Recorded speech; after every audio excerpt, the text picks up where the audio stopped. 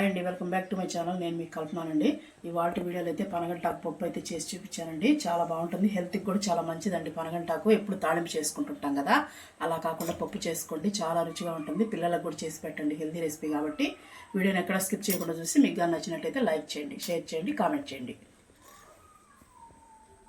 చూడండి, ముందుగా మనం పనగంటాకు పప్పు కోసం నేను కందిపప్పు తీసుకున్నానండి. ఒక గ్లాసు కందిపప్పు తీసుకొని, ఇది పెసరపప్పు బాగుండదండి, మనం కందిపప్పే వాడాలి. అందుకని నేను కందిపప్పు తీసుకుని ఇది ఒక 150 గ్రాములు ఉంటుందండి. పెద్ద గ్లాసే కొంచెం చూడండి, ఒక 150 గ్రామ్స్ ఉంటుంది. అదైతే వేసుకున్నాను నేను. ఇప్పుడు వేసుకొని శుభ్రంగా వాష్ చేసేసుకుందాం. చూడండి, మనం శుభ్రంగా వాష్ చేసుకున్నాం కదా. ఇప్పుడు మనం తగినంత వాటర్ పోసేసుకుందాం.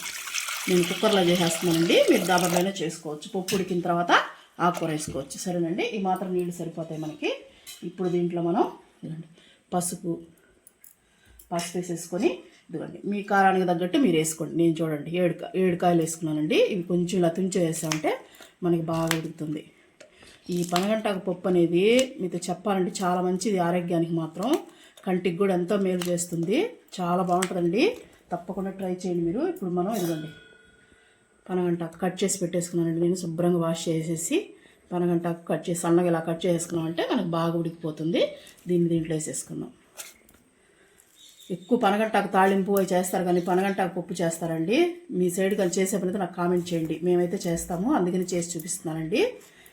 తాళింపు కూడా చాలా బాగుంటుంది, పప్పు ఇంకా సూపర్గా ఉంటుందండి. ట్రై చేయండి మీరు తప్పకుండా. ఇప్పుడు మనం దీంట్లో టమాటాలు వేసుకున్నామండి. ఎందుకంటే ఒక చిన్న రెమ్మ చింతపండు, టమాటాలు ఇదిగోండి ఒక 4 తీసుకుంటున్నాను నేను. 4 వేసుకున్నాను అంటే పప్పుకి ఎప్పుడు టమాటాలు ఎక్కువే ఉండాలండి. అందుకని ఒక 4 టమాటాలు కట్ చేసేసి వేసేసుకుంటున్నాను నేను. మనం టమాటాలు ఎంత వేసుకుంటే పప్పులు అంత టేస్ట్గా ఉంటుందండి. అందుకని నేను టమాటాలు పప్పుకి ఎక్కువ వేస్తాను ఎప్పుడైనా. ఇప్పుడు మనం కుక్కర్ మూత పెట్టేసేసి మనకి 3 విజిల్లు 4 విజిల్లు కందిపప్పు కదా, ఒక 4 విజిల్లు పెట్టుకున్నామండి. మెత్తగా ఉడికిపోతుంది. స్టవ్ అంటించేసి పెట్టేశానండి. ఒక 4 విజిల్ తర్వాత నేను చూపిస్తాను మీకు ఎలా ఉడికిందనేది. చూడండి, మనకి విజిల్లు అయితే అయిపోయి తీసేసాను నేను. చూడండి, మూత తీసి పెట్టేసాను. బాగా మనకి ఉడికిపోయినాయండి. ఇదిగోండి చూడండి, ఆకు బాగా ఉడికిపోతుంది మనకి. చూసారా ఎట్లా ఉడికిపోయిందో. ఇప్పుడు మనం దీంట్లో తగినంత సాల్ట్ వేసేసుకొని, కూరకి ఎంత పడుతుందో కల్లుప్పు అయినా వేసుకోవచ్చు, సాల్ట్ అయినా వేసుకోవచ్చండి. మనం ముద్ద కొంత బాగా మెత్తగా మెత్తేసుకున్నాం. చూడండి, మనకి మెత్తగా ఇలాగా ఎనిపేసుకోవాలి. చూసారు కదా. ఇప్పుడు మనం కొంచెం వాటర్ పోసుకున్నామండి, గట్టిగా ఉంది కదా మనకి. అందుకని కొద్దిగా వాటర్ పోసేసుకొని మనం ఒకసారి కలిపేసుకున్నాం. వాటర్ కలిసేంత వరకు కలిపేసుకొని, కొంచెం మన ఉడికి లోపల మళ్ళీ చిక్కబడుతుంది కదా, అందుకని కొద్దిగా వాటర్ పోసాను నేను. ఇలాగా చూసారు కదా ఎంత బాగా వినిపేసాను మెత్తగా. ఇప్పుడు మనం దీనికి పోపు పెట్టేసుకుందాం. స్టవ్ అంటించేసి బాండ్లు అయితే పెట్టేసుకున్నానండి. బాండ్లు పెట్టేసుకొని మనము తిరగమాతకి సరిపడేంత ఆయిల్ వేసేసుకుందాం. ఆయిల్ కొద్దిగా హీట్ అవుతాం. కొంచెం ఆవాలు వేసుకున్నామండి. ఆయిల్ హీట్ అయిన తర్వాత కొద్దిగా జీలకర్ర ఒక హాఫ్ స్పూన్ ఉంటుందండి వేసేసుకొని, తర్వాత మనం ఒక 2 ఎండుమిర్చి ఇలా తుంచేసుకున్నాము. మనం కొద్దిగా తెల్లగడ్డ ఎక్కువ వేసుకోవాలండి. ఒక తెల్లగడ్డ పచ్చగా దంచి వేసేసాను. అది కొద్దిగా వేగనిద్దాం. మనకి తెల్లగడ్డ అనేది వేగితే బాగుంటుంది.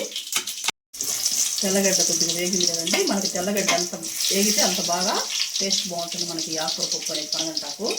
తర్వాత చిన్న అరగడ్డ ఒకటి సన్నగా కట్ చేస్తున్నానండి నేను. వేసేసుకొని కరివేపాకు వేసేద్దాం. కరివేపాకు వేసేసి బాగా వేసేసుకోవాలి. చూడండి, మనకి బాగా వేగిపోయింది కదా. పోపులోనే ఉంటుందండి. ఆకుకూర వేసేసుకోవాలి. వేసేసుకొని బాగా కలిపేసుకోవాలండి.